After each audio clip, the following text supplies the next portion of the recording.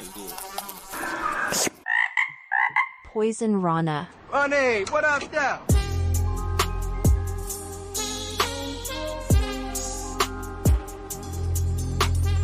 Entrance music hit, the crowd is lit, you know it's going down. Announcers know that pound for pound, these superstars, the dopest round. Be Detroit will lock you in a lion tamer, no disclaimer. Me inside your back, you forced to tap his facts, you in some danger. See no tagging in, suplexing like he tazzing, spazzing out on rappers. Give receipts as stiff as mannequins, we cashing in. My brothers know what up though, my cousins know what up though. My fans in the family from the city say what up though. My mama know what up though, my auntie say what up though.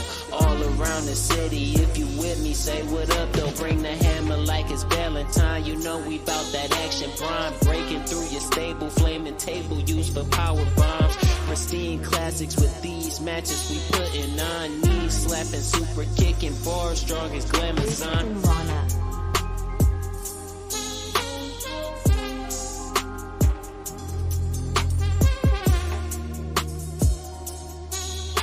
What up, though?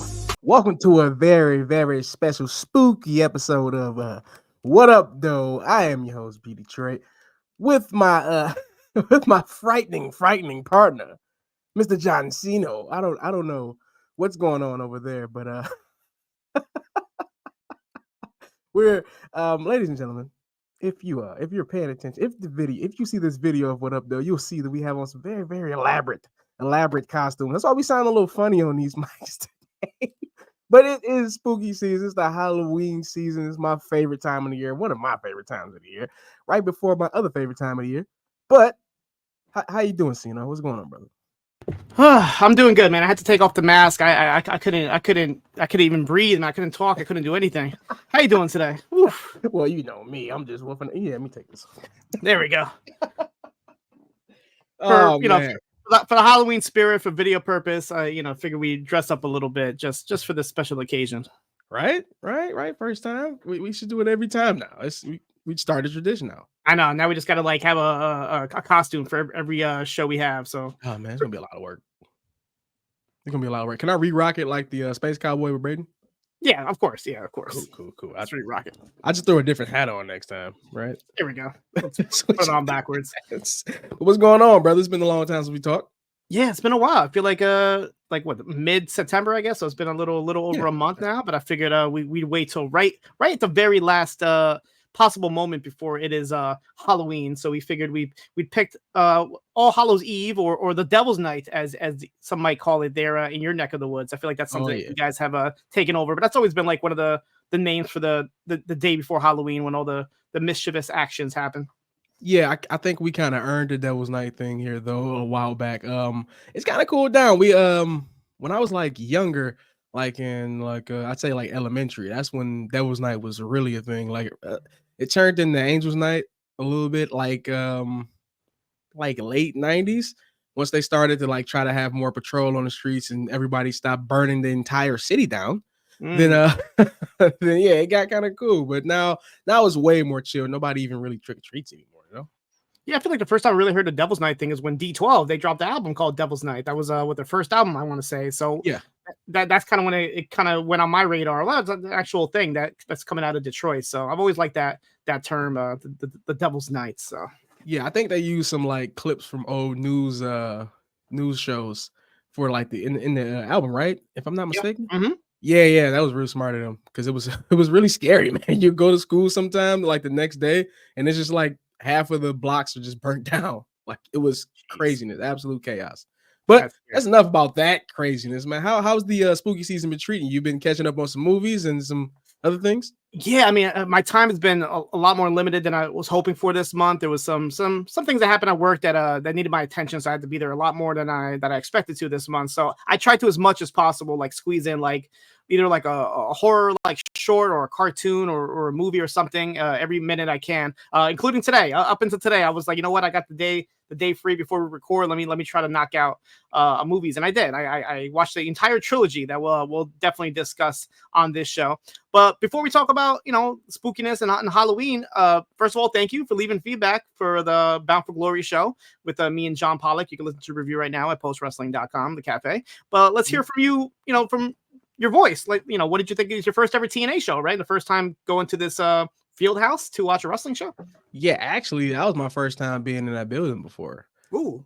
Yeah, I never seen a Wayne State basketball game before, and that's it was on a Wayne State college community college, not community college, but it's actually a college. It's on the Wayne State campus, and it was really, really nice venue. I have never been in there. I think more wrestling companies should use that venue, because I don't know if you guys like seen like on the camera how like it has like a big opening.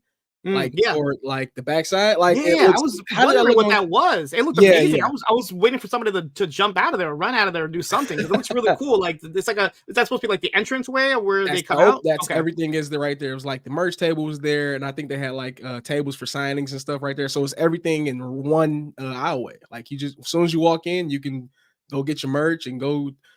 Maybe see a signing or something. I think people were doing signings right there. Yeah, but everything was wide open, like it was right there, and it looked like it had about 2,000 people in there. Yeah, and, really good turnout. I mean, from what I could see on camera, it looked packed in there. It looked really, really cool atmosphere overall. Yeah, it was real cool. Like I can tell people were just like stumbling in, like from just like people around the campus and stuff too, because they were walking in like, well, who's wrestling tonight? Like a couple people just walking in like, who's wrestling? And they'll see who like the Hardy Boys are gonna be there. Like they'll find a seat, because like if you bought like a GA ticket, in one section it was like benches, so it was like because like this is a basketball arena, so it's no seating right there. So it was like people just get up and leave, and then people take their seats, and they had a good standing room all the way around too. So if you were standing, you still had a good seat. It was great. I think they should definitely do like a collision or something there, because it was perfect. Like only thing you can't really do is like pyro, but you know what I'm saying? Great. Perfect. Yeah, you're absolutely right there. Like a company like ROH or AEW for Collision should definitely take advantage of that. It looked amazing on camera. The audio came in really good from the I don't know how much you went back to watch it, but the audio sounded really good from the crowd. The parking situation though, that was a different ideal for you. I think we just got there a little bit too late, because like you said, I pulled up right when they were doing the Hall of Fame ceremony. Okay. So I walked in just enough time to see Rhino come out. And then it was like, I guess everybody was already seated. So it was like, I think that was more of my poor timing than the actual parking situation, because it looked like everybody else is parked pretty cool, like in one parking structure, and they had a big parking lot too. But I had to park down the street because everything was full. That's how I knew, like, oh yeah, this is going to be a packed house. How much promotion of this did you see around Detroit? Like, I mean, it looked like obviously the word got out. Well, like Joe Hendry and the Hardy Boys was just like at the Pistons game. Okay. Like Smart. 2 days before that, and they've been at radio stations. Joe Hendry was doing some Detroit podcasts local downtown, and so they were doing like radio and like all kind of promotions all week. So, that's really cool. Yeah, the word was out. A couple stations had like some free passes and stuff, so they really wanted to pack the house out, and I'm pretty sure they sold a lot of merch, because like certain things, like Joe Henry had those bumper stickers, right? They were like, yeah, we don't really have that many more. You might want to get one right when you can, because people were buying like 4 of them at a time. So it's like, yeah, a lot of merch was selling out. Just this random stuff, like people were just buying just random TNA logo shirts, like, because like I said, it's not a lot that TNA comes into the city. I don't think they ever came into Detroit proper. No, I looked it up. So they had like one random house show there in like 2008, I want to say, but it was the first time they ever had any like televised show from like Detroit proper itself. Yeah, I'm actually gonna look up now when this house show was, but it was just random, this TNA logo shirts just flying off the shelves. So I'm like, yeah, that sounds about right. Like, yeah, so if you haven't been here. They had a house show there in 2013 at the Fillmore. I'm sure you're familiar with that location. Very small. And it was main evented by Jeff Hardy versus Bobby Roode in a steel cage match, as well as Kurt Angle versus Mr. Anderson, James Storm versus Austin Aries, Devon Dudley versus Magnus. Yeah. Safe to say a much better card, I would say. On this more time. Small compared to that. The Hardy still main evented. So you just went to the pay-per-view. You didn't go to they had tapings the following day, right? Couldn't make it. No, it was probably chaos down there, because the Lions played at home too. So I'm like, it had to be crazy. Oh, wow. Yeah. So I think half the city was at that. The TNA taping the next night. And some unfortunate injuries came out of that show. So El Hijo de Vikingo got like an ankle or a knee injury, but he seems to be doing okay. But Chris Bay, on the other end, he suffered a extreme injury to the point where he had to have like emergency neck surgery that same night. I know there's like a GoFundMe set up to help him out. Obviously, a whole bunch of support from all the wrestlers and everybody in the wrestling industry. And Pro Wrestling Tees even put up a shirt that all the proceeds of that goes to helping out Chris Bay. So whatever you can do, you know, he's a talented brother for sure. He's somebody I've always had my eyes on. So love the tag team with him and Ace Austin. So it's just sad to see that happen to anybody in wrestling, obviously, but somebody as young as invested as a Chris Bay. Hopefully everything turns out good for him. I was looking to grab that tee. I just seen it like recently too. So I'm like, I think I'm gonna grab that tee. Chris Bay definitely one of my like shining stars out of Impact right now, or TNA. I'm sorry, right now. Like he's been that for a while. So yeah, wish nothing but well for the brother, man. Speedy recovery. When I was talking to Pollock about the review, like we were talking about some teams that we like to see do the crossover, and I was like, ABC, I want to see ABC versus Fraxium and NXT, you know, and then like this happened. So hopefully everything turns out good for Mr. Bay. But that's enough about wrestling. I think since you know this is Devil's Night, I think we should kind of go right into whatever spookiness that we might be you know, witnessing or just, you know, doing, you know, or whatnot. Okay. But yeah, let's start. So you kind of not put me on, but I've been hearing about this Terrifier movie for the longest time. And it's one of those franchises that I never got around to. I always heard about it. And I was like, I don't really know what it is. I don't know if it's like an independent like movie. Mm-hmm. And then I'll be honest, the first time I actually saw anything to do with Art the Clown was on this show called Bupkis on Peacock, starring Pete Davidson. And he like randomly showed up in an episode. I'm like, that was so random. But after doing a little bit of digging, the reason for that was because he's from Staten Island, Pete Davidson, and the creator of Terrifier is also from Staten Island. So there's a lot of like crossover between that. So that's the first time I was ever witnessed Art the Clown. But now wherever you go, it's impossible to not see like some sort of like mask or merchandise for this dude. Like he is like a new age horror icon, I would say. And his last movie that just came out in theaters, Terrifier 3, you know, #1 movie in America, as Chris Jericho told us all on AEW Dynamite. So yeah, it was I'll be honest, I'm late to the game with Art the Clown. But today, I literally was like, you know what? Let me put on this trilogy. I was able to find a copy of Terrifier 3. So I was like, let's do it. 1, 2, 3. Got into it. And then I started finding out about short films that he was in that I started like discovering. So yeah, I don't know. Did you just find out about Art the Clown as well in Terrifier? Actually, I'm just recently watching the entire trilogy. And I did watch All Hallows Eve too. Yes, so did I. But this was, I think it was one of those things too. Like everybody's saying like, just raving about Art the Clown, and he was on call. He has a Call of Duty skin, and it was just like all over the place. Okay, let me watch a couple of these movies. After the first, spoiler alert, we're going to get right into it. All right, because we got 3 movies to cover here. Yep. Spoiler alert for Terrifier 1. I like that Terrifier 1, like going into it like not knowing anything about the franchise at all. I like that they didn't talk much in like the opening acts of the movie. You know. Like, it's not a lot of dialogue. They're not explaining why he's doing what he's doing. They're not explaining where they are or anything. You don't know anything. You just see these 2 people that he's stalking in the streets, right? I think that's the best thing about it for me. I think because we don't know anything. It's just the guy just killing. And it's just like, honestly, that's what kept me going. Cause like, I didn't know much about him. All I know is he's Art the Clown. I didn't realize he didn't even talk till like, I'm like, oh, this dude doesn't talk. He's more like a mime. So like, I literally kept watching the movies just to find out more of the lore of the character. Cause I'm like, is this like a serial killer? Is this like a supernatural killer? Yes. And come to find out he's a little bit of both. It kind of reminds me of, I know Davey and Braden reviewed it last year, but the Halloween 5, the Curse of Michael Myers, where it starts to get like satanic with cults and whatnot. That's kind of what it kind of reminded me of, because you had that supernatural element, and even like Art the Clown himself kind of resembles like Michael Myers, because they don't speak, you know, they just go out there and kill whatever. But yeah, the first movie was just straight up like kill after kill after kill. There wasn't really too much of the story itself, but once it ended, I was like, I need to watch the next one right away, because I want to know what is going on with this guy. Where did he come from? Like, they give you like little crumbs here or there in like the second movie most famously, like with the dad and whatnot. But like even after watching all 3, like after I finished all 3, this is why we're a little bit on delay today, because I actually wanted to go back and watch All Hallows Eve, because I'm like, did I miss something? Is there something more to the story that I don't know about? And I watched that, and I feel like after watching that, I'm even more confused, but like in a good way, because it's like, it's giving me so many different like ways to go, and I really don't know much about this character. Like, even in the first movie, he does all these kills like a regular killer would, you know, with the knives and whatnot.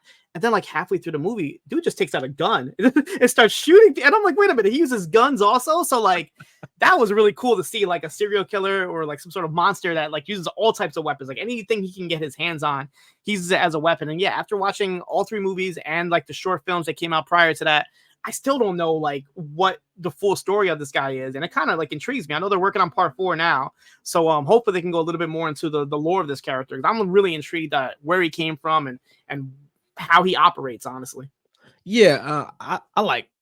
Well, as a horror fan, we all have to say I like the way he's getting down in these movies, though, man. Oh, yeah. Some of because the mime aspect, like, just to jump a little bit, like the Terrifier 3, like the scene where he's when he meets Santa, right?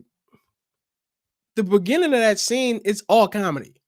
Yeah. He's hilarious until he gets to killing. You know what I mean? And then because it's even more crazy because like we know what he's capable of. They just like, oh, it's just a clown in Christmas time. You know what I'm saying? It's completely covered in blood with a sack of items, and we know he's crazy, but they're like bringing him in.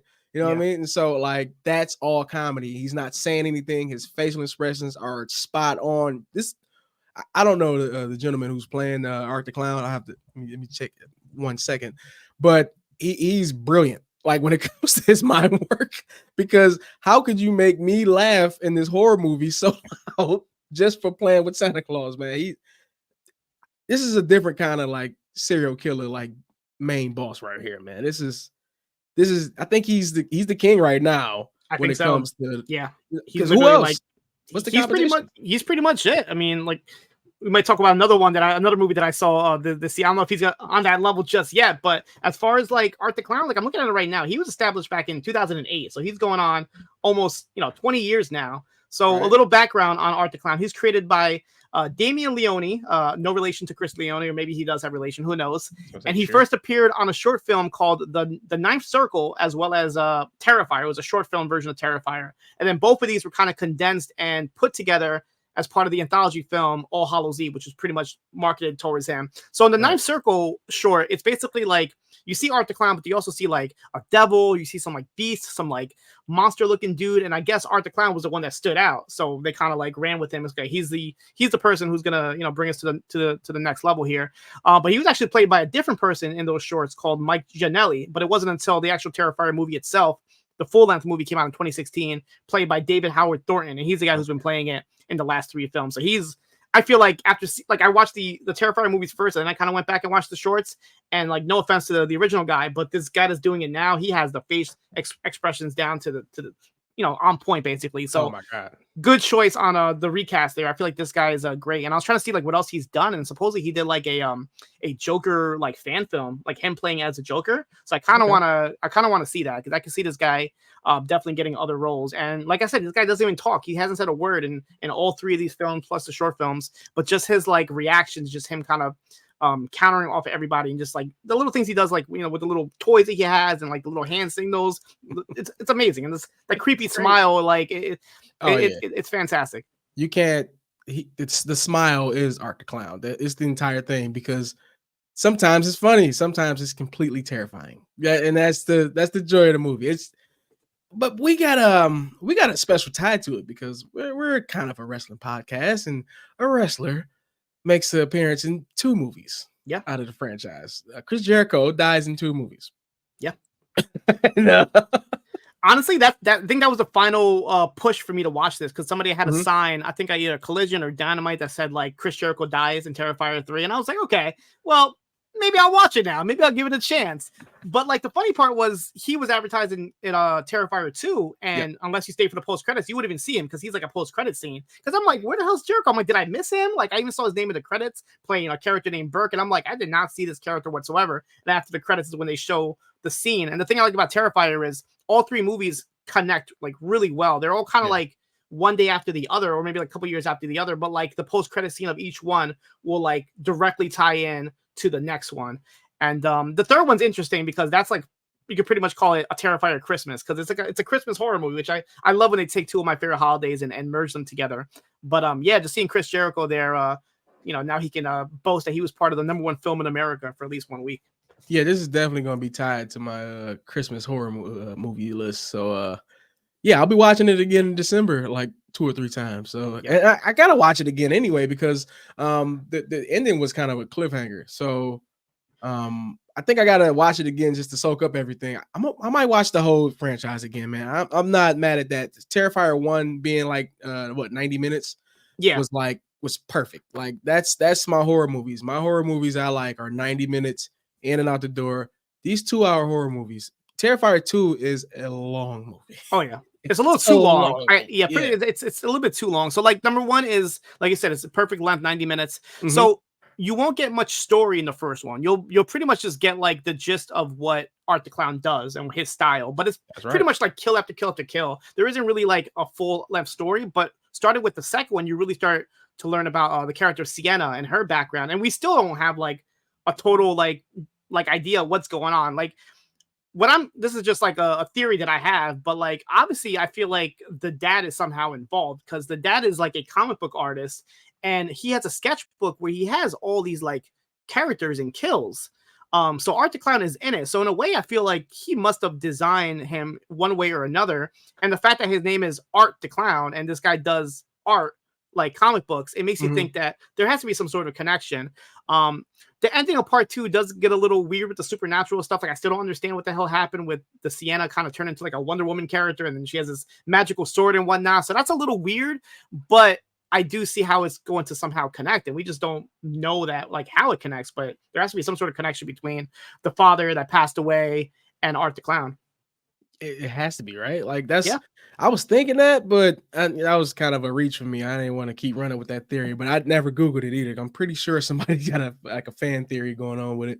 But 3, I feel like the kills always up themselves throughout these movies. I mean, that's they're supposed to do. It's a horror movie franchise. But 3 it was rough.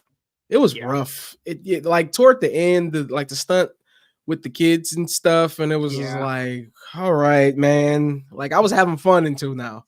Like That's most of the feedback I heard. Like the reviews coming out of 3, where it's like people were walking out of the theater in the first like 10 minutes because it starts with like kids getting killed.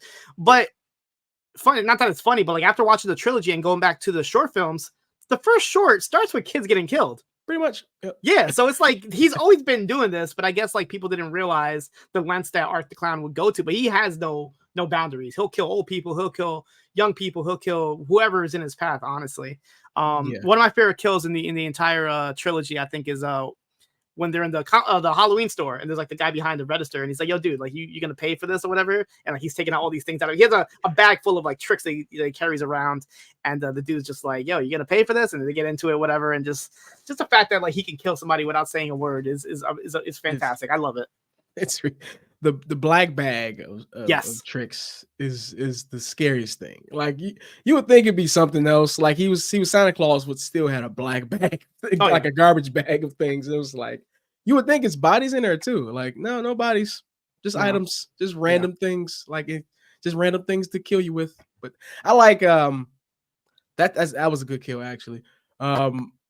The splitting in half kills are a little bit much for me. All right. Yeah. Like those, like Terrifier, I think, was it 1 when the girls like the girl upside down? Yeah. That one was a little rough. That was a little, I'm not gonna lie. I kind of have to turn my head a little bit. Like it is, we'll say it right off the bat. If you're not into like gruesome goriness, like do not watch these movies. These movies do not like do it. There is no boundaries as far as goriness. Like there's body parts coming out, there's intestines and internal stuff coming out, and brains and eyeballs, and literally, I don't think any body part has not been cut off or used in one way or another in these movies. No, everything especially when you watch half or 3. It's especially that that chainsaw in the bathroom was rough. That was in the bathroom. Yeah, the first one where he literally takes the skin off of the girl and wears it, and he's like walking around as if he's it's. Yeah, you know what's funny? I was watching that one, but I think I looked down at my phone and I didn't realize that he did that, right? And so when I looked up, finally, it was the girl with the skin. I was like, "Oh, she's okay." Yeah. Oh, she's fine. Oh, she's moving fine. Yeah. And I was like, "When did he do that?" I hadn't. He did that, but that's If you don't like gore, if gore is not your jam, I don't think you should dig this movie, man. It's especially Terrifier 3, maybe 1. But even one, like I said, it has some rough ones. And I think 2 was the most mild out of the. Well, 2 there was a kill that involved like salt, if you know what I'm talking about. Yeah. That was like Yeah. that just made you like feel uncomfortable. You know what I mean? 3 had a lot of like crazy kills, but a lot of it like they didn't really show. Like they just kind of like hinted at it, like with the kids and whatnot. They didn't really show like how they got killed, but they show like the aftermath of it. Let me cut you off, but I forget what movie it is, but I think I went to the movies and I forgot what it is. It could have been See No Evil. Maybe it was See No Evil, the Kane movie. Okay. When like has a guy like hanging upside down, like no, he has a hanging on a meat hook, cuts his leg off and like puts packing salt in it. Okay. That sounds like See No Evil. That sounds like it. Yeah, it's been a while since I've seen that movie, but I was like 14 when I seen that, and that was the first time like that thought even went through my head. Like I would have died. I would have died right in there, and I was like, yeah, horror movies might. Yeah. I think that's when I fell in love with horror movies because it makes you think like, yeah, I don't want to meet crazy people like this, man. Jesus Christ, that was a good movie. One death in the third one, and it involved rats. So basically like rats being jammed into somebody's throat, and then you got to get them out somehow, and you can only imagine how they got those rats out of the body. But yeah, I mean this trilogy is definitely something else. Yeah. What would you like to like for the fourth one? Obviously it's in development right now, but what would you like to see come out of these movies? Like what's been missing for you? Nothing's really missing per se. I'm just excited for like the continuation of the story now. Yeah. Because now I'm hooked on the story. You know, 1 and 2, I don't think I was really into the story because 2, you get introduced to the family and you're like, all right, these people are all gonna die. It just went. But 1, there was no real story attached. But the cliffhanger at the end of 3, literal cliffhanger at the end of 3. I just want to see what they're gonna do with this. Like, do we go to hell for part 4? Like, where are we for this, right? Yeah, it's already like supernatural like elements basically, but like I'm confused honestly. Like I kind of understand the story, but like the third one kind of made it a little bit more confusing because you have like this like other character that's like body gets possessed and they're trying to possess somebody else's body. So I'm like, is it Art that's possessing or is it this girl that's possessed? Like that part's a little confusing to me. But yeah, I just want a little bit more background information on Art the Clown because in the second movie they introduced like this clown cafe that this girl keeps seeing in her dreams, but I don't know what this cafe is. I don't know if it's like something that her dad created, if it's something she just dreamed up herself, but like that's something that they keep bringing up is like this clown cafe, you know, theme or whatever. But we like just so many like questions, and it's like, does the creator of this even know what the answers are, or is he kind of just like rolling with it and like he's figuring it out just as we are? Because I don't know. I'm cool with that freestyle this shit, man. Fuck it. Yeah, freestyle. I do like how in the third one it kind of like it connected to the first movie because you have the girl reading the book that says like the Ninth Circle, which was like the name of the short, the original one that Art the Clown showed up in. And the Ninth Circle is like another way to say like hell or Dante's Inferno or things like that. So there definitely is like a connection to hell overall. But yeah, hopefully in the fourth one they'll go into a little bit more depths of the actual like origin of this character. But who knows? Maybe they just want to keep it a mystery and nobody knows what the hell he's doing here. That's kind of cool too. I respect that. Right. So being that it's a indie movie, right? If you were to collab if you were like, you know, do a versus kind of like a Freddy versus Jason thing, who would you want to see Art the Clown, you know, go kill for kill with?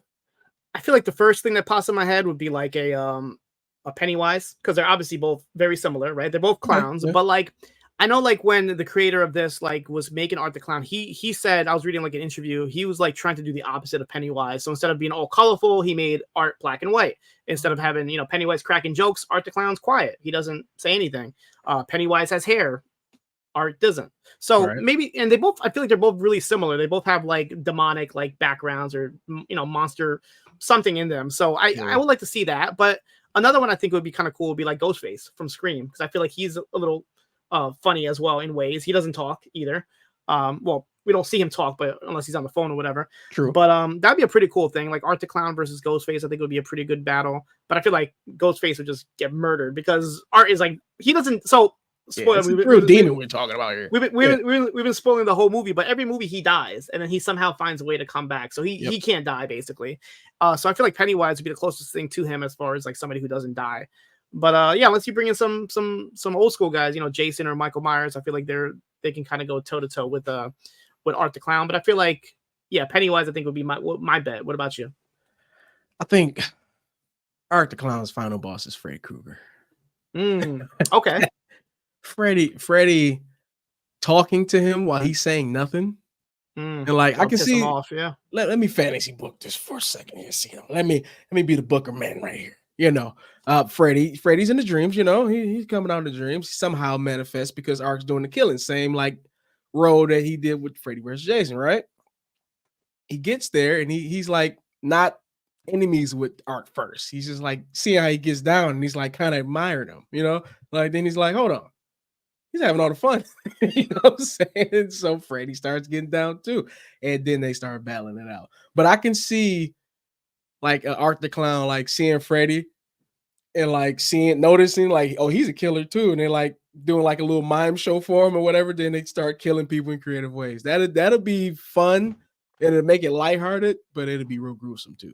I like that because Art has been seen to go into people's dreams as well. So Yeah, that's still like the thing about that is like I don't know if it's like actually like him going into the dreams or the people are literally having dreams of Art the Clown. We really don't know that yet.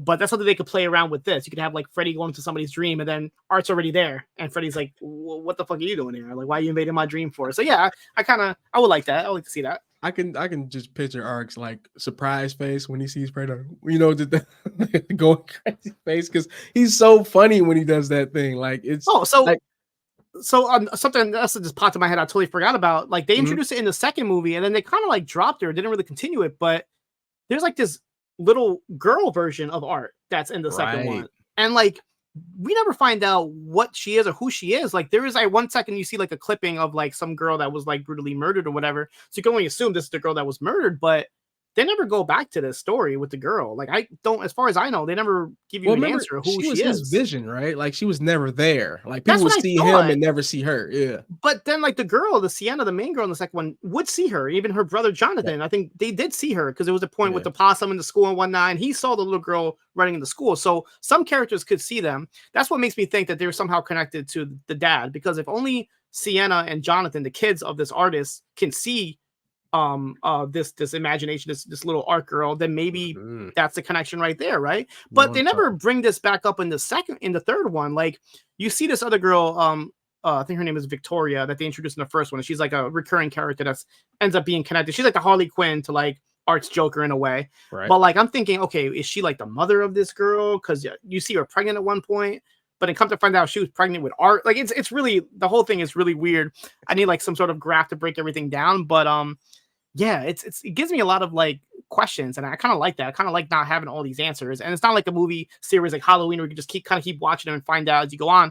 We're like in it right now. We're living in a, like it's the first time I could think of in a while. Maybe the last time it was maybe Saw, where you're actually living through like a horror franchise kind of like developing and giving you answers as we go. So I'm really like intrigued to what they do next. But yeah, like they introduced like this little girl Art in the second one, and then as far as I know, there was no reference of her in the third one whatsoever.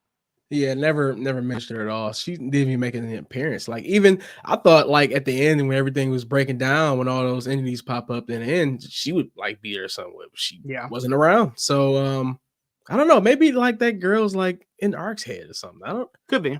Who knows? That's even more creepy. A demon getting tortured by a ghost. That's that's the craziest thing I just said. What was that about? But any other like horror movies that you've been checking out lately? So I checked out this movie on Hulu called Mr. Crockett. So I was trying to like make a list this year of like new movies to watch this year that I've never seen before. And this one just kept popping up for me. And like I saw the trailer and it's basically like a Steve Harvey looking dude who's like Mr. Rogers meets Barney the dinosaur. And like it just intrigued me. And I did a little bit of research, and it's a dude from Detroit that had this vision. It's actually similar to Terrifier because he made a short film that came out a couple years ago on Hulu. Called Mr. Crockett. It was a whole different cast and everything, and I guess they gave him the budget to make a full-length movie. So basically, like, think of like Mr. Rogers. It's set in the 90s, and like these kids get infatuated with this Mr. Rogers type character called Mr. Crockett. They watch the VHS tape, but each kid, there's something wrong in their family, whether it be like an abusive stepfather or a mother that just can't take, or a druggy dad or whatever the things are. So they all get in a way rescued by Mr. Crockett. So in a way, he's not like a villain per se, maybe like a anti-villain or vigilante, I guess you can say, because he kills these bad parents, but then he also kidnaps these kids and brings them into his Mr. Crockett's world, as you can say. But this movie is creepy, man. Like with the music and like there's like puppet characters, and it's pretty gruesome. It's not like Terrifier level, but for Hulu, I think it's pretty gruesome. But yeah, this movie just kind of captivated me. I watched it like 3 times already. I watched it by myself to see it was good for my son to watch. And I'm like, all right, you can watch it. And then he got to show his cousin, so she watched it as well. So I ended up watching this movie like 3 times, and I think by default, I fell in love with it. It's not a good movie. Don't get me wrong. Don't go out and think it's the best movie in the world. But if you want to entertain a movie with an entertaining premise, definitely recommend Mr. Crockett. The ending is a little, I wish they kind of would handle that a little bit better, but who knows? Maybe they can come back for a sequel for that movie. I think I might check it out. You mentioned the guys from Detroit. Maybe I can get a role. Maybe get in the sequel, something like that. I will say, you don't really see this too often, but it's a majority like all black cast. You don't really see like all black cast horror movies. It kind of gives me vibes of like it kind of gives me vibes of like Candyman. I want to say he definitely was inspired by Candyman in one way. Even like the killer himself kind of gives me like Candyman vibes. But I think you would enjoy it for sure. But yeah, like the music is catchy, and like I was watching him just like I don't know what the hell was going on. Like I thought I was like inside this like Mr. Crockett's world myself, honestly. What? So it's not like because the way you describing it sounds like Late Night with the Devil almost. Similar to that. Yeah, I feel like there's been a lot of movies that are very similar to this. Even Terrifier, I think it was the All Hallows Eve. He was like in the TV and he kind of like escaping. Same thing happens with this. So like the cool thing about it is like the kid will be like, whoever the kid, there's like a bunch of kids in this movie, and like for one kid, for example, he'll be like infatuated with Mr. Crockett, and then the mom or the stepdad will be like, turn that shit off, like whatever, and like come to the table and eat. And as like the Mr. Crockett's singing, and then the kid goes to the table, Mr. Crockett will just stop singing, and you see him kind of like leaning over and watching like the family at the table. And then I don't want to spoil it too much, but like this dude is like coming out of the VCR and whatnot. Like this, like it's really cool. Like the way he goes from the Mr. Crockett world to the real world. I really highly enjoyed this movie. It's a dumb movie. If you want something fun, lighthearted to watch, definitely recommend Mr. Crockett. But that kind of put me onto other stuff on Hulu. There was another movie that I saw recently called Carved. It wasn't that good. It was basically like a killer pumpkin. Really stupid, but it has a pretty good cast. It has a lot of faces that you might recognize from like old like Disney Channel shows and whatnot. DJ Quill is in it. I haven't seen him in like forever. Wow. But yeah, exactly. I heard that name. I was like, whoa, he's in this movie. He's got to be like pushing 50, right? He looks, yeah, he looks it. He looks it. No offense to the dude, but he definitely looks it. But the dude that was in Mr. Crockett, that played Mr. Crockett, actually has a cameo in this, and I'm like, oh, it must be like the same production company or whatever. Yeah. But he plays like a totally different role. But it's basically, think of a killer pumpkin, like with it's really stupid. It's really dumb, but it's pretty gruesome. There's like there's always like weed jokes and everything. It's always good when you see like potheads get killed and they don't know if it's reality or if it's the weed kicking in or whatnot. So that's always entertaining to me. But those are 2 like the newer movies that I saw. From what's your favorite what's your favorite like trope like that? Like you say, like the weed jokes. Like what's your favorite like horror trope that everyone has? Because everyone, like, I think it's cliche that like the falling down trope, like that one kind of sucks. But my favorite one is like the unsuspected killer when they make the turn when they're in the same room. That's one of my favorite. Like we knew it was you, Josh. You're the killer the whole time. I like when the main character does like realizes like they don't have like a sense of reality, if that makes any sense. Like for example, going back to Mr. Crockett, like there's a point where like the mom is sleeping, whatever, and she hears like the Mr. Crockett song. By the way, it's a really like cheesy song, but it's been stuck in my head since I've seen this movie. I would sing it right now, but I don't want to get copyright stricken or whatever. But like she keeps hearing the song and like she'll wake up and what the hell is this song? And she'll go and turn it off, and then she goes back to the room and then the song starts playing again and she turns it off again, and and she ends up like ripping the TV off the socket or whatever the case is. But like things like that where it's like supernatural things kind of like invading the real world, and like the person doesn't know how to fuck to react to it, and like I wouldn't know how to react to it if I saw somebody come out of my TV right now. What the hell am I gonna do?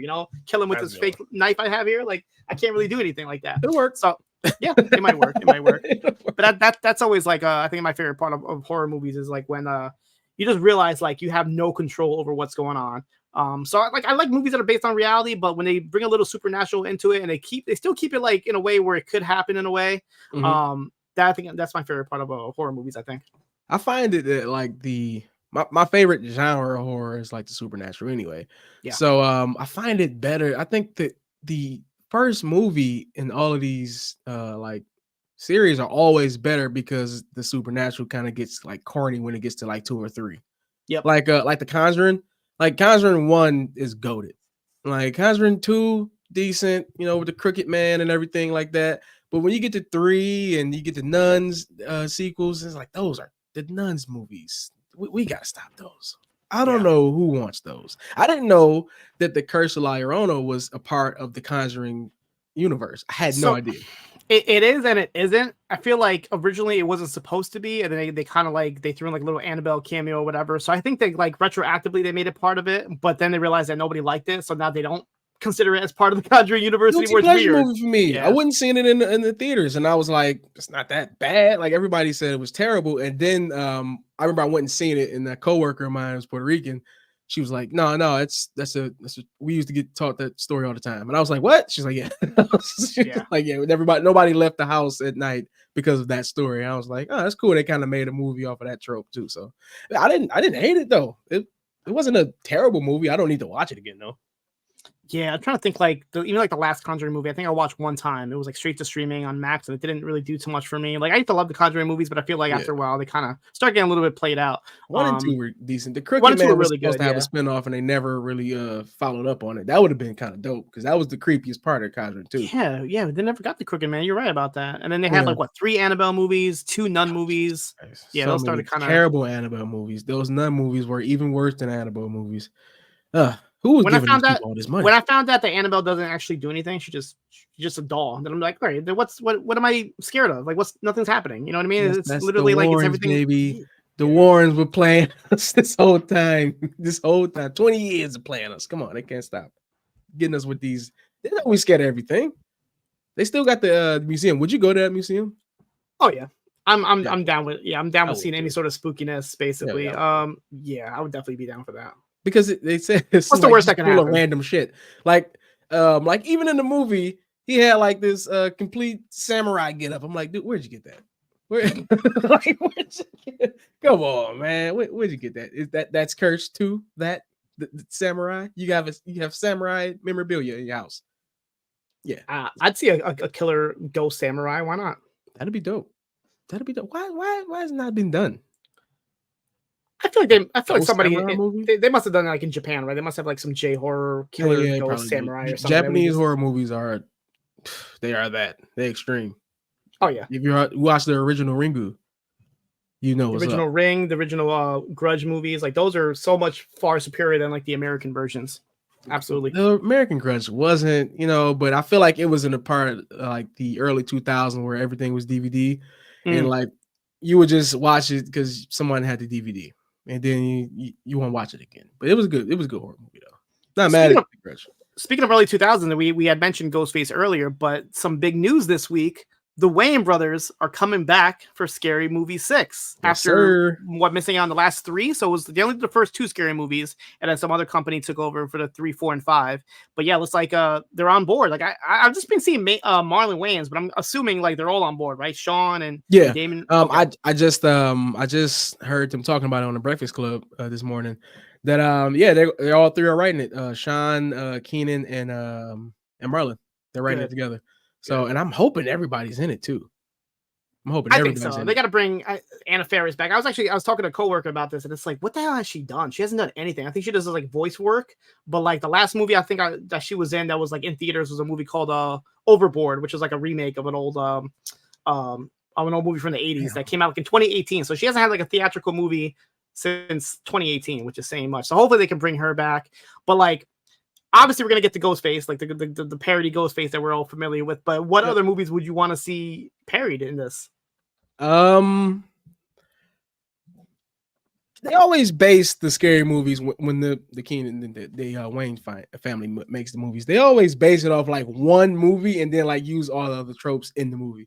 Right. But what's been like the big thing lately? Well, could be Art the Clown, right? It could Conjuring be Terrifier. Could be it. The Conjuring could be the big franchise that they slap in the face. They're always going to take one franchise and just make fun of it. They could take that, or they could. I would like to see them take like an A24 movie, like a Hereditary, or like like something that everybody like holds dear. And like just shit all over it. Like take Midsummer and like I'm literally imagining Marlon Wayans with the Midsummer gimmick with the flowers and all that. Yeah, no, Cindy as the May Queen. Like, oh yeah, you know what I'm saying? Like if we're calling her back, we call Anna Faris back. Cindy has to be the May Queen. you know, and Shorty and everybody is going on this retreat. I don't see this happening because the movie doesn't really like blow up as much as I was hoping it. But after you see Mr. Crockett, tell me you can't imagine Damon Wayans as or Keenan Ivory Wayans as Mr. Crockett. Like, he has the look already down. So I would love to see something like that happen. Yeah, I think they should they're going to take a big movie that everybody loves and just destroy it. And that's what they do best. We're in good hands right now when it comes to that movie, man. Because the last three, I know Braden's going to kill me for this one, but Scary Movie 3 is just, it's invalid. It's not valid, son. It's not valid. They got some funny parts, like the Kevin Hart, Anthony Anderson bits are funny, but I think those guys riffing, and they were at the peak of their comedic abilities at that time. You know, it's early 2000s, but everything else just wasn't. The story just wasn't. Then Master P pops up at the end, and that makes it great. I'm watching I'm looking up some like horror movies, like some popular ones in the last couple of years that they can like, make parodies of. And the first one that kind of like stood out to me was A Quiet Place. I can definitely see them having fun with A Quiet Place. We have one person that doesn't shut the fuck up, and they keep getting everybody killed around them. Honestly, that joke rates itself right there. Like, A Quiet Place, ain't nobody being quiet right now. Quiet Place. Do we see all the classic characters like Marlon as Shorty and Sean is Ray? I think we have to, right? They got to bring everybody back. Okay. Well, they were the only two. Like, you had Regina Hall as Brenda. Yeah, but she died in 3. Doesn't matter. Come on, Scary Movie. I don't think they're gonna take serious about the people who actually died. Yeah, I think anybody can come back. Yeah. I think I'll take it. Why not? Shorty, a 50-year-old Shorty right now. It's gonna be hilarious. I don't know. But that's exciting news, though, man. I'm glad they can make a deal. I think that all started from his interview on Club Shay Shay. Okay, he was discussing like how everything went, and that's when he said like we still got the script to part 3. He was like the funny one, and that was you can hear like the disdain in his voice for the rest of those movies because he was just like, yeah, they played us and they stole the movie from us, and so I think that this whole generation that we have now with like social media that's gonna get the ball rolling, and that's how we got Scary Movie 6 coming. That's cool. The thing is also like a lot of those jokes that they got away with in those movies, like it's gonna be really hard to push those envelopes now. They can try, they can do it, but I don't know if it's gonna hit the same way. And then so after, did you watch the Haunted House movies? Because that was the Wayans did that, right? Or was it just Marlon? That was Marlon. That was Marlon. Marlon had his hands in all of the last parody movies. I think probably like some writers with his brothers or whatever, but I think those are all like Marlon's ideas that he got off on his own, which that's pretty cool. Like they did pretty good when they were dropping, because he dropped like 3 of them, didn't he? Yeah, it was like the Haunted House movies, and he had 50 Shades of Black that was making fun of 50 Shades of Grey. So it's the first time that all the Wayans are actually coming together. Okay. Man, it's a big moment. It's a big moment. It's gonna have a lot of pressure, a lot of high expectations, but I think they can deliver. And that's what's gonna be tough. Everybody's gonna be expecting one thing. We're probably gonna get another thing, but people got to realize that you cannot get these jokes off, especially if you watch Scary Movie 1. Jesus Christ, like you ain't getting half of that movie off. None of it, son. The first scene you ain't getting off with Prince and Ghostface. You ain't getting off around 2024. No, not happening. Have you been doing any video gaming, any horror games? I know the big game that everybody's talking about right now is Silent Hill 2, and I need to get my hands on it because I was a big Silent Hill fan, and all I see is people playing this game right now. The only horror game that I've been playing, and it's funny, it's kind of very similar to Mr. Crockett, because after I watched that movie with my son, he looks at me and he's like, this movie is just like Amanda the Adventurer. And I'm like, what the hell is Amanda the Adventurer? And I play this game, and it's literally like almost the same idea, where you're watching VHS tapes, and you're like watching this little girl that's part of like this like Barney type of show and whatnot. And like little things start happening that kind of weird you out a little bit. And then you kind of have to solve puzzles. And like next thing you know, she's like coming out of the game and this and that. So that's a really, really cool game if you're into like horror games. All these like kid horror games are all like similar, like Five Nights at Freddy, Poppy's Playtime. There's so many like horror kids games now. They aren't like, in your face gruesome, but they can be pretty freaky, honestly. If you play these games like late at night and you got some creepy little girl talking to you through a VHS tape, and like, it starts getting all fuzzy and whatnot, that can be pretty scary. They got, what's crazy? horror games been around from beginning of time, beginning of the game, man. I mean, they're never going to go away. But I feel like our horror games were kind of like they're more story based in like big AAA games anyway. We Yeah. had like Resident Evil, like you said, Yep. Silent Hill, all those games. Now they got these indie developers making these horror games, and they're even better than half of the AAA horror games. Like I would play a game called Little Nightmares before I played Outlast. Outlast is decent, but Little Nightmares is creepy as shit. If anybody's ever played Little Nightmares, you know exactly what I'm talking about. Part 1 and 2. It's a creepy ass game. But and what I like about these games is like they're using like either 8-bit style or like PS1 graphics. So like exactly. Like it's funny, like too, like my son, for example, he's like, looks creepy as hell. And after I look at it, I'm like, it does look kind of creepy. Like we played it, like we didn't know any better because this is the graphics we had at the time. But if you try to go back and play like a PS1 style game now, like the wonky movements and the cameras and everything, it's pretty creepy. So imagine taking that element and making it into a horror game. That's what these games are doing now. They're doing like retro style, 8-bit style or PS1 style graphics, and like the music and everything about it just makes it even more creepier. Yeah. Actually, I've been a horror game, and I've been playing. I got a PC. I've been playing a couple of Steam games. I played the what's that? I'm sorry, I'm blanking on the Mortuary Assistant game. It's basically you're running a morgue. You're running the night shift of a morgue, and yeah. So you start off, and it's like you got to do a full autopsy, right? Okay, I'm actually looking at this game right now. The Mortuary Assistant looks freaking creepy as hell. Holy shit, it is crazy. I just played it, man. It's a doozy. If you got a PC, if you got Steam, please, people, you want to play something really, really scary. And matter of fact, turn your camera on too while you do it and get a reaction video, because this game will make you jump 4 or 5 times. It got the craziest jump scares. And it's like what's going to happen. Like you're doing an autopsy, all right? In the middle of the night, people knocking on the door in their place. And it's all the phone's ringing off the hook, the lights are flashing. It's this one entity just keep coming at you all night long. It's a crazy game, but I definitely recommend it. You get 4 mics from me for sure for that one.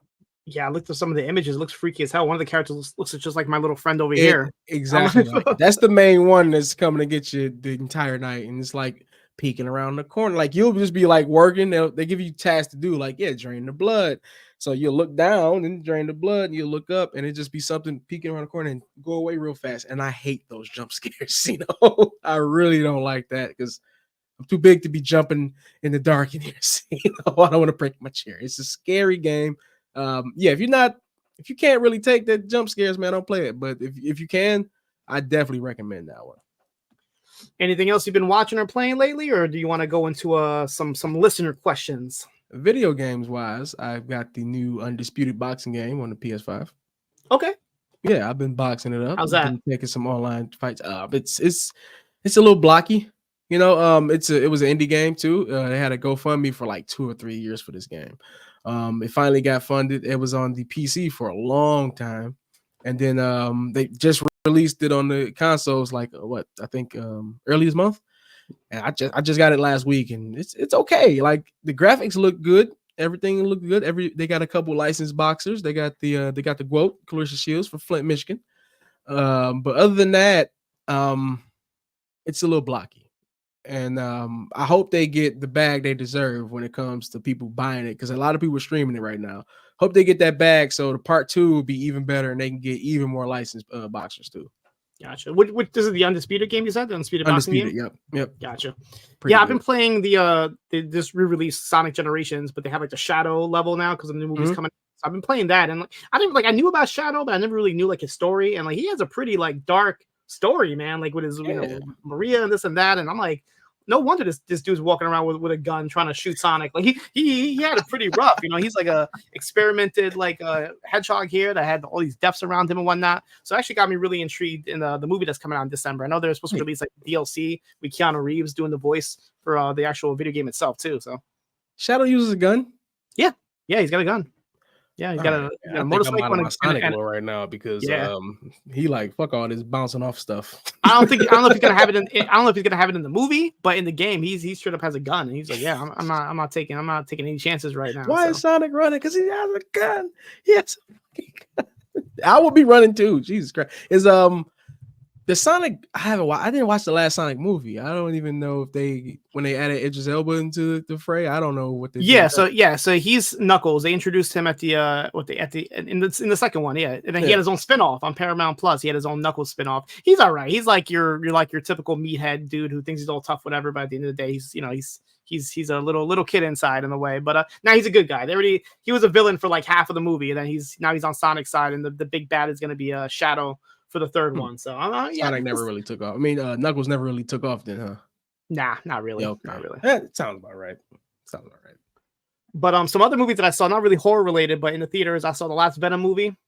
It was all right. Like I don't know. The Venom movies, either you hate them or you deal with what you have, and that's pretty much what I've been doing with the Venom movies. It's supposed to be the last one. Yeah, they're hinting at something with the MCU, but I feel like they've done this like 3 times already with Venom, and hasn't gone anywhere. So I'm not even like getting my expectations up as far as like Venom being in the MCU. And then I saw the new Joker movie, and I absolutely hated it. I thought it was terrible. I don't even know like how to describe this movie. It's got musical elements to it, but that's not even like the worst part about it. The worst part about it is just didn't really make any sense, and it wasn't that good. And I'm just like, I don't understand what the point of that movie was. And box office will show. A lot of people thought the same exact thing because it did not do too well whatsoever. Yeah, I'm glad I know you because you're always my barometer of movies. Because I'm not going to see either one of those movies. I'll wait for both of them to get on streaming, and I still might have to put the pirate mask on for that one. But allegedly, why do we keep doing this Venom thing? Did anybody really like the first 2 Venoms? They made money. That's the reason why they kept making them, I guess. They made money because Venom himself as a character is really popular, obviously. But the movies were not that good. They weren't connected to anything. I will say they're better than Madam Web and Morbius and all these other movies that Sony makes that aren't called Spider-Man. So I'll give them that much. Yeah. But really low bar. But it's like, but it's weird because Venom's a good guy in these movies. So it's like that's not the Venom that I grew up on. I want to see like the bad guy. So in a way, they did kind of set it up if they want to do it this way, where Venom could become like a bad guy in the Spider-Man movies. But I don't know if they're gonna do that. I really don't know what their plans are.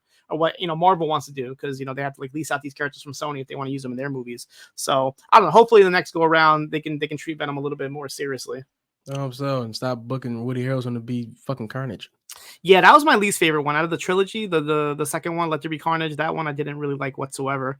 I think I went to the movies and seen that one too. I owe myself for that one. The only good part about the new one is the action scenes are pretty cool. There's a lot of really cool symbiotes that are battles and whatnot. That's pretty cool, but the actual story made no sense whatsoever. So like most of the movie, you don't even see Venom like together because the whole story is like the main guy can find them when Eddie and Venom are together.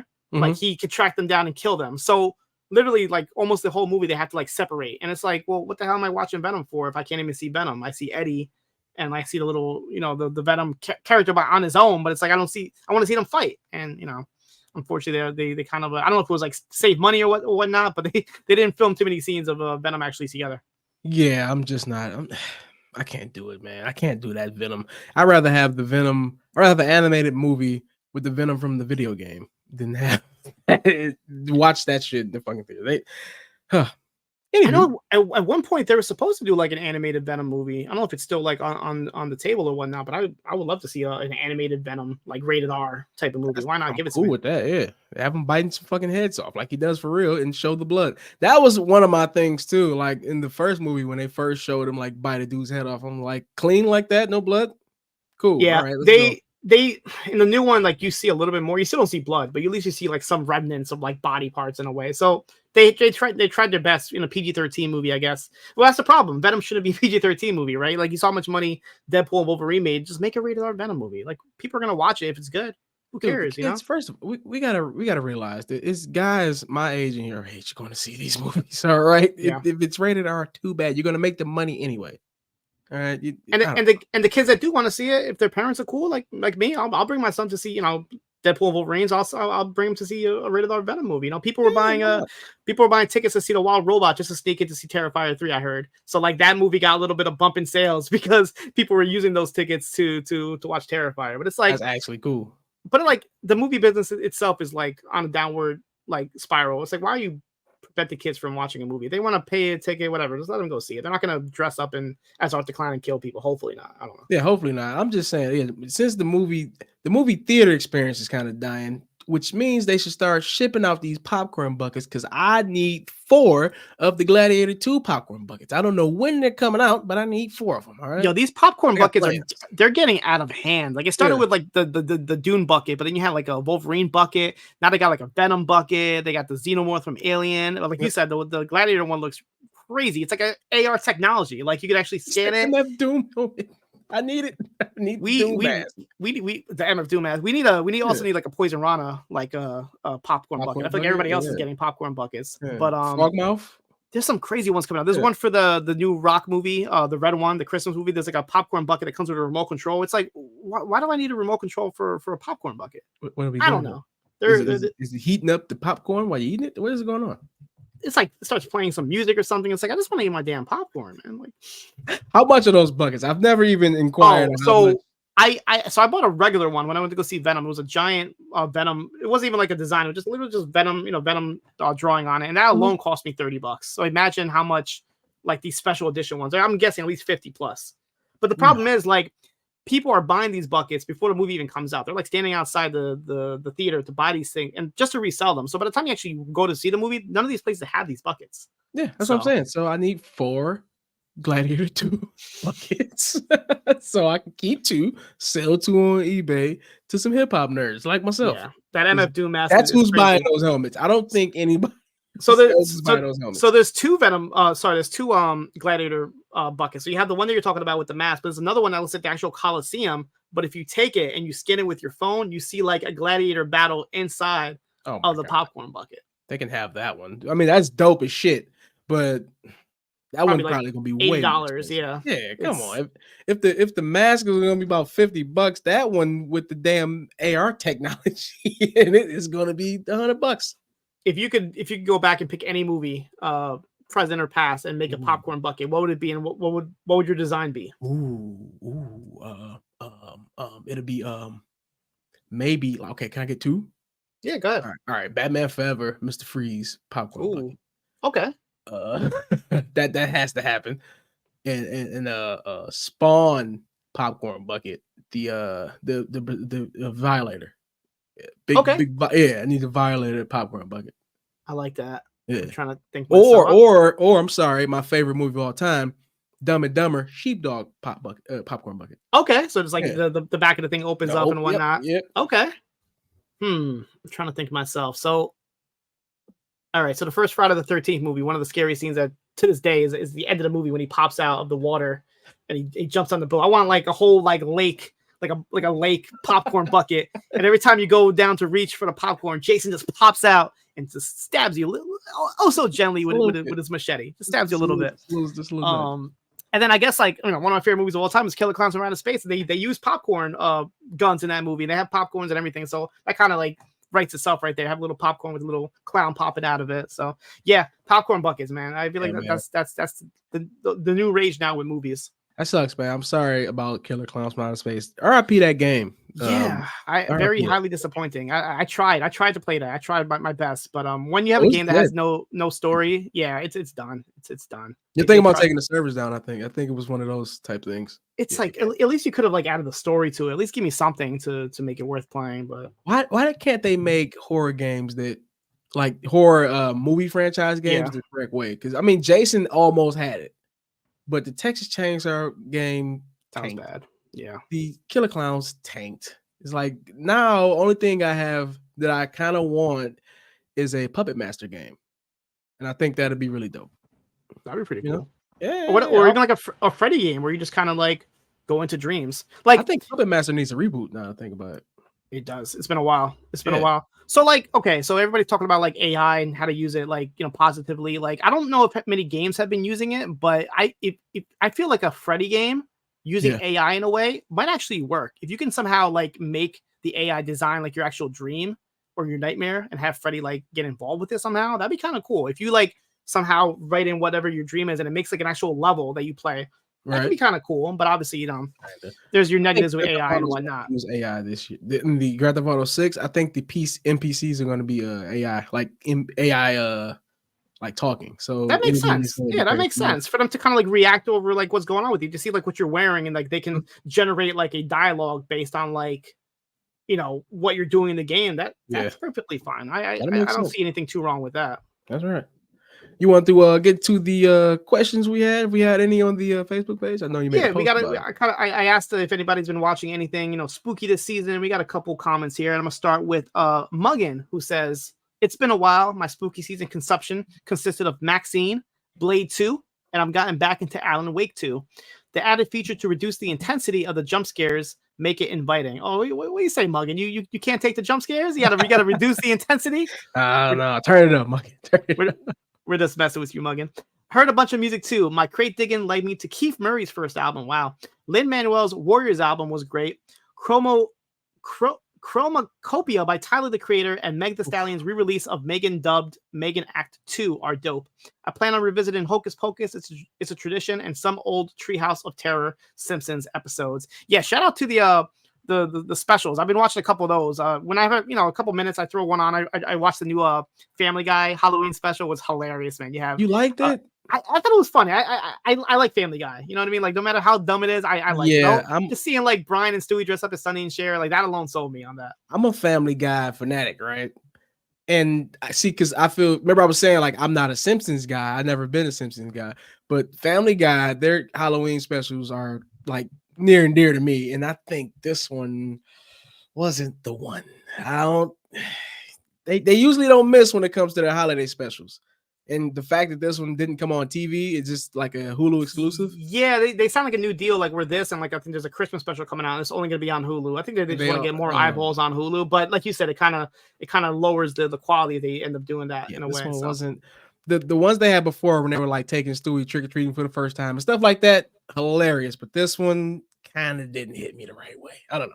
But yeah, the Brian and Stewie is Sonny and Cher was hilarious. That alone made it worth it for me. He did mention the Warriors album. I haven't checked that out yet. I only checked out that one song that had like a rapper representing each borough. You had like Busta Rhymes for Brooklyn. You had Ghostface and RZA for Staten Island. Cameron was for Harlem. I forgot who else was in the song. I heard that song, but I haven't heard the rest of the album. But it sounds pretty cool. Like, it's literally like they're retelling the Warriors album, but I think instead of like males, it's females playing the Warriors. And they're kind of like working through the movie itself in song format. So definitely I want to check that out. And actually, while we're Tyler's Chromacopia album, amazing. It just came out Monday, because Tyler he went on a big rant about like the way music is dropped now. Like, he said that music should go back to the way it used to be dropped, like Mondays and Tuesdays and stuff, because you get a full week to experience the music until you get to the weekend. I agree with him, because album comes out Friday. I listen to it Friday. Saturday, I'm bopping with it. By Monday, I'm already looking for the next thing, because I had full free time over the weekend to listen to this thing. So now I don't want it anymore. And so he dropped it on Monday, and I've been banging it ever since, man. And it is fire. It is fire. He is rapping his ass off on this album. He even brought Frank Ocean out for like a one-off. Like, he has a song called Judge Judy, completely Frank Ocean, really good song too. He mentioned Keith Murray's first album. He always dig in the crates, don't he? Like, cause I always try to give him suggestions of things to check out, but this one's all on him. So shout out to Keith Murray. Keith Murray's first album is fire too. Oh my god, most beautiful thing in this world. Sorry to bring it down a little bit, but he mentioned the Warriors, and I do have to give a rest in peace to a one David Harris, who played Coach Cheese on the Warriors. He's one of my favorite characters there. He's the one with the big afro with the Native American vest on and the headband and everything. Rest in peace to him. And while we're on it, a couple more rest in peace. DJ Clark Kent, famous producer who did a lot of songs you might not realize, a lot of good production over the years out of New York. He passed away, as well as a local Brooklyn like underground rapper. A lot of people probably don't know who he is, but his name was K.A. First time I ever discovered him was on a GZA album. He like randomly had a solo song, and I really liked his flow and his voice. I'm like, who's this dude? I never heard of him before. And come to find out, he's like a firefighter captain here in New York City, and he made a lot of underground songs. And I just discovered his own discography, and I'm really impressed with his work. But like, I didn't realize he had such a big following like in the underground scene. So rest in peace to him as well. Every time we do these one of these shows, unfortunately, there's always some passing to talk about, and those are just some that come off the top of my Clark head. Kent is definitely like a big influence on my hip hop loving, because first of all, like I said, he's top 10 like influences when it comes to DJs. I admire DJs a lot. I think it's a lost art that people don't really pay attention to more. I'm talking about old school DJing because DJ used to be more important than the rapper. And another thing I always admire about Clark Kent, he was the flyest DJ of them all, only next to probably Greg Street, but they can have a sneaker battle and I'll let them duke that out. But man, just style in general, like Clark Kent always had the fresh Air Force Ones. He's the Air Force One king. He's the Air Force One ambassador. He's known for saying white Air Force Ones are the best shoe of all time. And I kind of don't agree, but I love him. I got a pair right there just because I knew he was doing this show and that was for him. But man, when it comes to freshness, when it comes to hip hop, DJ Clark Kent was the embodiment of it. And rest in peace, because we lost the real one. Any hit songs you might have heard from like the mid 90s, he definitely had his hands in. I'm looking right now. He did a lot of work for Jay-Z, Junior Mafia. He did the Players Anthem, which is one of the hottest songs ever. Biggie Smalls, he did Sky's the Limit. It's one of his singles there. Ice Cube, Charlie Baltimore, Queen Latifah, Keith Sweat, Cannabis, Shaquille O'Neal. He produced for a lot of rappers. Mariah Carey, Redman. Yeah. Rest in peace. Rest in peace to him. You might not know the name, but you definitely have heard the work of one DJ Clark Kent. Move on to Fire Frank here. Says, I saw Smile 2 with a Fire Senior. It was way more gory and psychological than the first. He didn't really like it, but it was definitely a mind trip of the film. Frank, if you think that's gory, watch one of the Terrifier movies. I hate to say it to you. Like, no offense to Smile, but you gotta watch Terrifier if you want to see some real gore. I saw the first Smile movie. It didn't really leave an impression for me. Like, it was cool concept or whatever, but I didn't rush out to see the sequel. I'll watch it when it's on streaming, honestly, but I'm not going out of my way to watch it. Did you see any of the Smile movies? Yeah, I remember. Remember the advertisement for Smile more than I remember the actual movie. Yeah, like, they did it with this one too. Yeah, they were just standing in the NBA crowds, just like smiling for like 2 hours. The movie was decent. I think it was one of those Peacock exclusives, right? You could just turn on Peacock and watch it, right?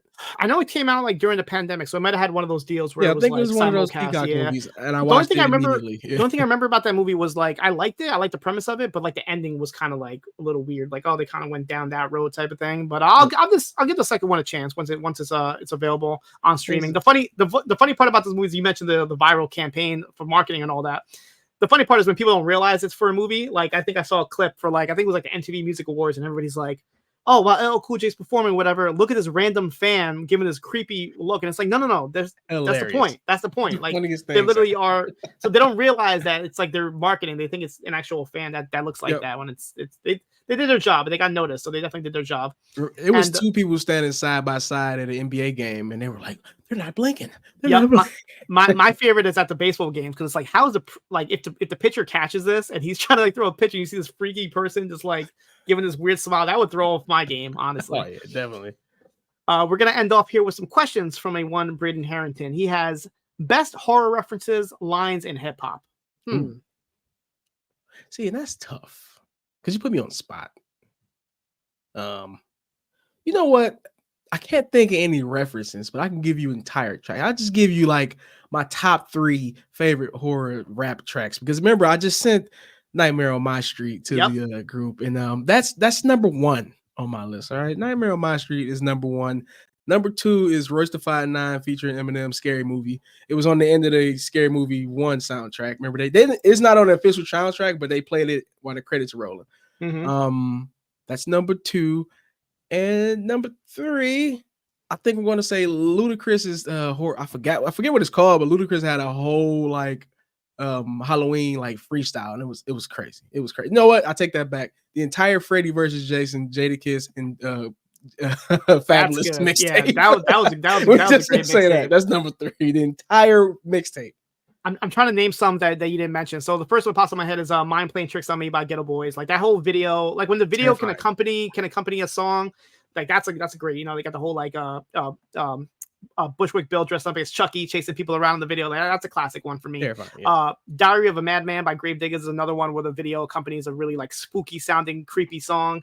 And the DMX songs where he's like, what is it, Damien, and then he has a sequel with The Omen with Marilyn Manson where he's kind of going back and forth talking to himself. Like DMX had people don't realize it, but DMX had a really like demonic side. He'd always had that one song on his, like he'd do his prayer songs, but then he's also had like his satanic devilish songs as well. He's drenched in blood in his album cover. People forget about that. People forget that DMX had a lot of like satanic sounding songs. So one more honorable mention. I think this tops them all. Murder Was the Case, Snoop Dogg. Oh, of course. Yeah. I think that wins. He had a short film for it. Yep. And Murder Was the Case. Yep. I was so scared of that fucking movie. You had Murder Inc. off of Dr. Dre's 2001, where it was using the Halloween beat. Like they sampled that. Yep. And shout out to, I didn't realize this till after, because I'll be honest, like I kind of like didn't really get into the discography till I really realized this with like 3 6 Mafia. A lot of like their early stuff was very like satanic. I mean, there's a reason why they called it 3 6 Mafia, right? So like a lot of their early stuff. I'm sorry, I gotta cut you off. Funny story about that. 8th grade, I got a math teacher. He's really like a holy roly, right? I have my Source magazine in my book bag, like halfway sticking out. I took it from my brother, and it happens to be 3 6 Mafia cover, right? And he walks up and he looks at, stops the whole class, pulls up the mag, and he looks at it. See this right here? They selling all these devils. What y'all think 3 6 mean? And it was the funniest thing. I mean, he wasn't lying. Yeah. I mean, they did. I was the man that day because I had the source, so everybody wanted to see that source now. It backfired on him. It went from him trying to call you out to you be the most popular kid in the class that day. Like, let me see that magazine. Yeah, let me see. Yeah. His second question is best Halloween candy. So are we keeping this to like candy that's specifically for Halloween? Because every year they release like, you know, the special edition, like Reese's Pieces, like Halloween edition or whatever, things like that, or just candy in general. Candy in general. Well, let's keep it to like fun size candies. Okay. You know, like the little packages, which you're most happy about. I don't. If I'm going inside, like if I go to my sister's houses and my niece and nephews got their candy bag, the first thing I probably steal out of there is like some Nerds or something, you know, something, you know, and hopefully a Starburst and get 2 pinks out of there. You know, I don't, you know, hopefully you're lucky enough. I don't think you're not blessed if you don't get 2 pinks out of the 2-pack Starburst, you know. Yeah. There's some candies that I feel like I used to always only like find or eat during Halloween, and those two are Dots. I love Dots, don't get me wrong, but they would always get stuck to your teeth. Like I would hate that, but I love them. And then also Tootsie Rolls, but not like the regular Tootsie Rolls are good, but like the fruit Tootsie Rolls, like the different flavor Tootsie Rolls, really those good, are right? Good. Those are really I think those good. are low key slap. Like I don't think people really give them respect because you're right, they're only a Halloween candy. Yeah, you don't really see people just like on a regular day show up with a bag of Tootsie Rolls. Like no, like for some reason they magically appear during Halloween season. It's like where the hell you been all year? Like all of a sudden you come out of hibernation. And we end with a very philosophical question from Braden Harrington. Would you smash a ghost? Absolutely. What are we talking about here? Is my heart pumping blood right now? I mean, if the ghost resembles what the person looked like right before they passed, and we do have some beautiful people that passed away, I don't see any harm. I don't see any harm in it, right? Yeah, like Ghost Strip Club. You going to a Ghost Strip Club? Okay. Booties. You know, it's funny you say that because I'm pretty sure like a strip club a strip club on Halloween might look really, really cool. You would think, right? Well, I mean, they already dress up as it is, but imagine like them dressing up for Halloween. Yeah, it depends on how hard they go with the costumes, though. Because other than that, I'll just be like amazed at their costumes. Like, yeah, don't do too much now. That's a pretty good, expensive Harley Quinn you got there. How many Harley Quinns there are at the clowns you're going to see this Halloween? I already saw my first Art the Clown. I went to take my son to they had a Nightmare Before Christmas like light trail here at the Botanical Garden, and there was like a little kid, like probably no older than my son, dressed up full head to toe as Art the Clown, and he turned around and looked at us and gave us the smile with the thing, and I was like, oh, that's freaking creepy. So if kids are dressed up as Art the Clown, who knows who is. So my son picked a costume that like it's something not really popular. It's like and this is the age that we live in, but it's like some YouTube like short that like got a burst of popularity called the Amazing Digital Circus, and they started selling these costumes at Spirit. And I'm like, oh, I didn't realize it was that popular. I thought it was like a low key underground thing that my son knew about. I come to find out they're selling costumes, so he's going as one of the characters from that. But I can see a lot of Art the Clowns. I feel like Harley is lazy but I don't see like the Lady Gaga version of Harley Quinn making the rounds this year. Harley is the new slutty cat. You know, like that's the cop out for ladies now. Yeah. And I don't know, guys.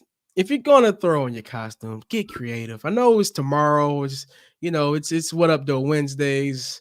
If you're getting your costume ready, get creative.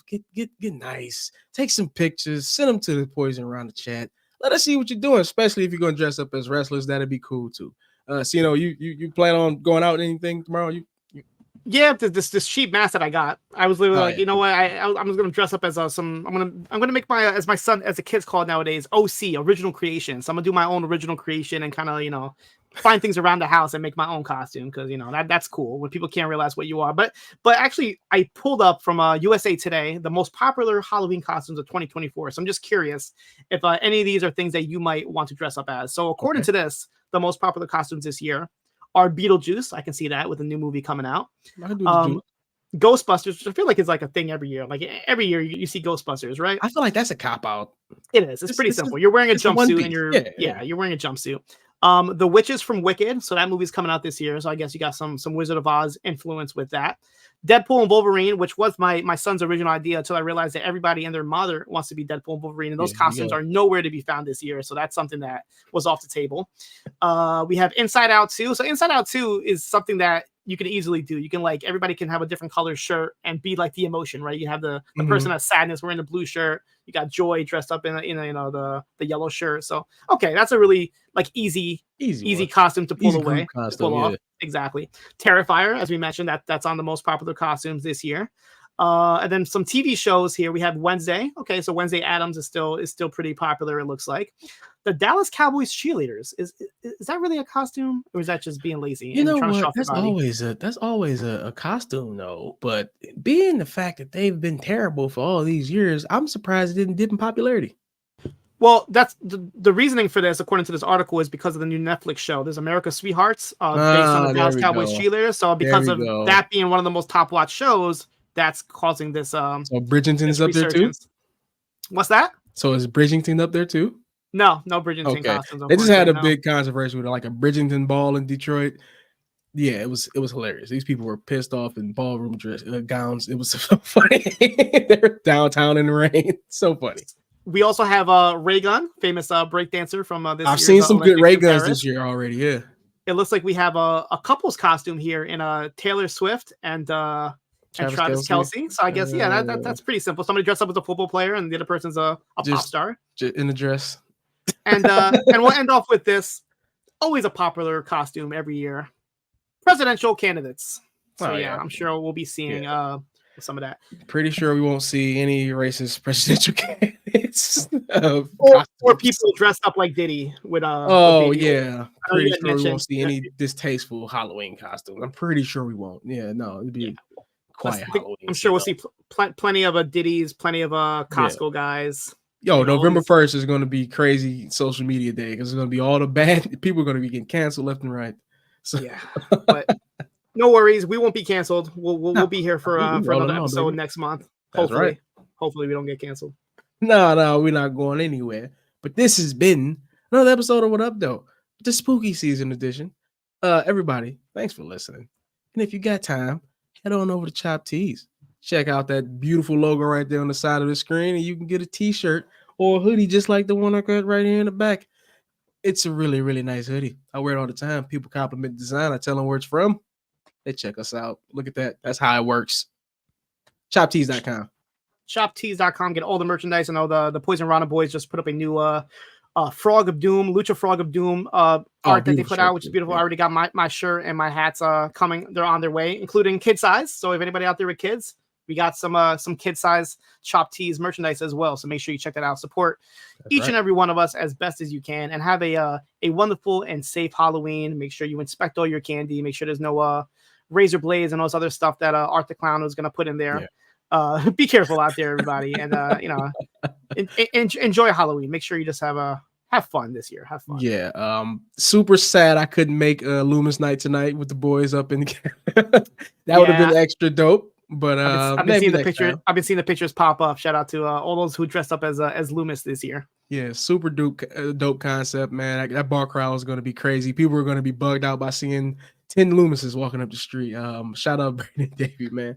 They're gonna be either really scared or really confused. Why are all these old men in trench coats looking my way right now?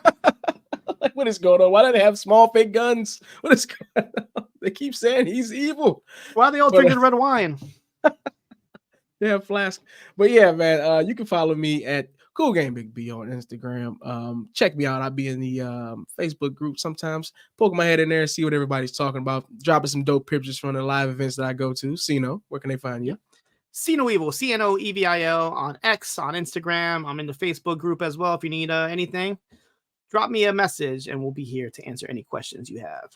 That's right. Until next time, hey, what else can we say? But peace. Peace.